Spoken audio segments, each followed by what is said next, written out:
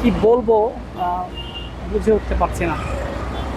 তীব্র রোদে গরমের মধ্যে দাঁড়িয়ে 4 ঘন্টা এই লাইনের মধ্যে আসলে তেল নেওয়ার জন্য আমি এসেছিলাম এই পেট্রোল পাম্পের ট্রাস্ট, কিন্তু কোনো কথা না জানিয়ে মাঝপথে সম্ভবত সেটা 11:30টার দিকে বন্ধ করে দেয় তেল দেয়া। এবং যারা সামনে ছিলেন তারা জানতে পেরেছেন যে তেল নেই, এই জন্য বন্ধ, এবং তেল আসলে পরে এটা দেয়া শুরু হবে।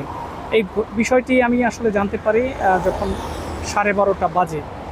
তখন অলরেডি গাড়ি এসেছে, তেলের গাড়ি এসেছে, এবং তেল দেবে এমন একটা ভাব রয়েছে, কিন্তু তেল দিচ্ছে না।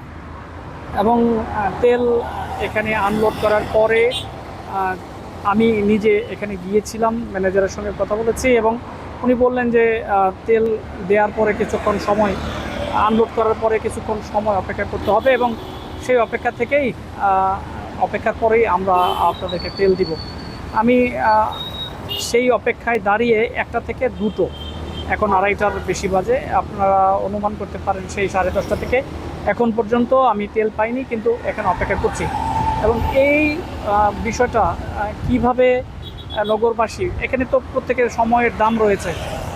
তেলের দাম 120 টাকা, কিন্তু এই যে 4 ঘন্টায় 2 লিটার তেল পাওয়া যাবে বা 4 লিটার তেল পাওয়া যাবে, সেটা এই ঘন্টার সঙ্গে যদি যুক্ত করা হয়, এই ঘন্টার মূল্য এবং তেলের মূল্য, তখন কি দাঁড়াবে, কত টাকা দাঁড়াবে এই তেলের দাম?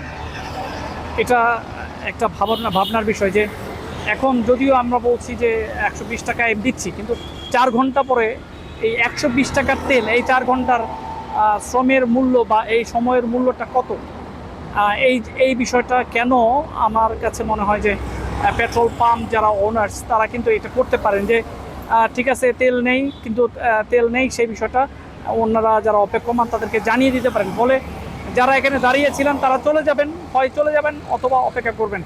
যারা সকালে এসছেন, আমি এখানে কয়েকজনের সঙ্গে কথা বলেছি, আর যারা সকালে এসছেন 8টার থেকে লাইনে দাঁড়িয়ে আছেন, এখনও তেল পাননি। এখন আপনাদের বলেছি যে 2:30 বাজে, তেল পাননি, যাচ্ছেন, তেল এখন দিচ্ছে, সেখানে যাচ্ছেন। কিন্তু এই যে সকালে 8টা থেকে দাঁড়িয়ে আছেন, তার সময়ের দামটা বা তার সময়ের মূল্যটা কিভাবে নির্ধারণ করা হবে? এটা আমার মনে হয় যে যারা ওনার্স রয়েছেন, পেট্রোল পাম্প ওনার্স, তারা বিষয়টাকে বিবেচনা করলে হয়তো এই গাড়িগুলো থাকতো না, এই মোটরসাইকেল থাকতো না। তারা সময় যদি জানতো যে অনেক দেরি হবে তাহলে চলে যেত। সকাল থেকে না খেয়ে আছে অনেক ড্রাইভার আছে এখানে, যারা বিষয়টা আসলেই অমানবিক, বিষয়টা ভাবা উচিত। যারা এটা করছেন তারা অবশ্যই ভাববেন, এবং তাদের ভাবা উচিত যে যারা না খেয়ে আছেন, অমানবিক একটা ব্যাপার। এখান থেকে সকালে 8টা থেকে 2টা পর্যন্ত, অর্থাৎ একটা বিরাট একটা লম্বা সময়, এই সময়ের মধ্যে এখনও তেল পাচ্ছেন না। তারা তারা কী করবেন এখানে? এখানে রাস্তার মধ্যে না আছে খাবার, না আছে পানি, কিভাবে তীব্র রোদের মধ্যে সবাই দাঁড়িয়ে? আশা করি বিষয়টা সংশ্লিষ্টরা ভাববেন।